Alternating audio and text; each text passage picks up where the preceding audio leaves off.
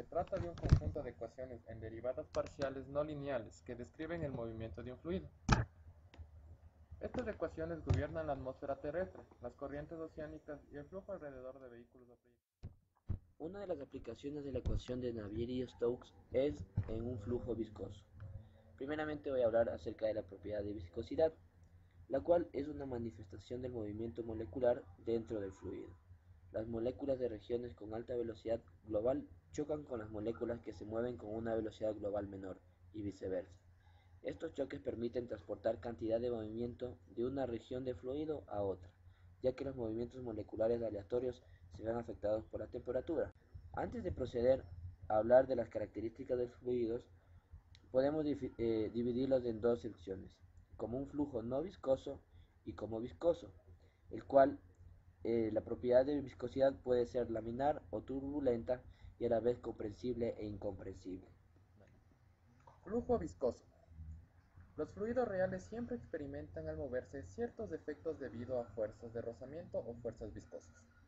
Así, la viscosidad es responsable de las fuerzas de fricción que actúan entre las capas de fluido. En los líquidos, esta surge de las fuerzas de cohesión entre las moléculas de la sustancia. Si un fluido no tiene viscosidad, fluirá por un tubo horizontal sin necesidad de aplicar ninguna fuerza. Su cantidad de movimiento sería constante. En un fluido real, sin embargo, para mantener un caudal de fluido estable, debe mantenerse una diferencia de presiones entre los extremos de la tubería. De acuerdo con la ecuación de Bernoulli, si un fluido fluye estacionariamente por una tubería horizontal estrecha y de sección transversal constante, la presión no cambia a lo largo de la tubería. En la práctica, como señalamos, se observa una caída de presión según nos desplazamos en la dirección del flujo. Se requiere una diferencia de presión para conseguir la circulación de un fluido a través de un tubo horizontal. Es necesaria esta diferencia de presión debido a la fuerza de arrastre o de frenado que ejerce el tubo o sobre la capa de fluido en contacto con él, y el que ejerce cada capa de fluido sobre la adyacente que se está moviendo con distinta velocidad.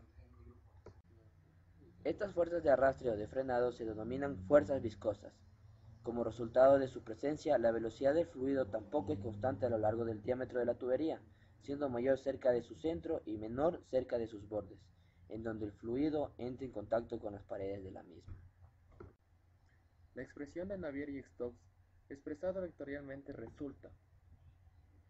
Esto implica que las fuerzas por unidad de masa, sumadas a las debidas a la presión y a la resistencia viscosa, igualan al vector aceleración, el que presenta a su vez tres componentes, debidas a la impermanencia, la rotacionalidad y la convección del vector velocidad en el espacio.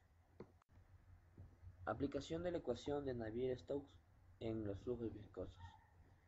Trataremos ahora a los flujos en los cuales los efectos de la viscosidad son importantes, pero limitándonos al caso incomprensible y con densidad uniforme. Por lo tanto, vamos a suponer que el gradiente por la velocidad es igual a cero y que ρ permanece constante. La ecuación de movimiento es entonces la ecuación de Navier-Stokes, en donde du con respecto a dt, que es la aceleración, es igual a la fuerza menos el gradiente de la presión sobre la densidad más la viscosidad por el operador nabla por la velocidad. Tomando en cuenta las consideraciones anteriormente mencionadas, se tiene que la ecuación de Navier-Stokes para los flujos viscosos queda de la siguiente manera. Delta U con respecto a dt, que es la aceleración, más la velocidad U por el gradiente U, es igual a la gravedad menos el gradiente de la presión sobre la densidad, más el flujo, la viscosidad cinemática por el operador nabla y por la velocidad.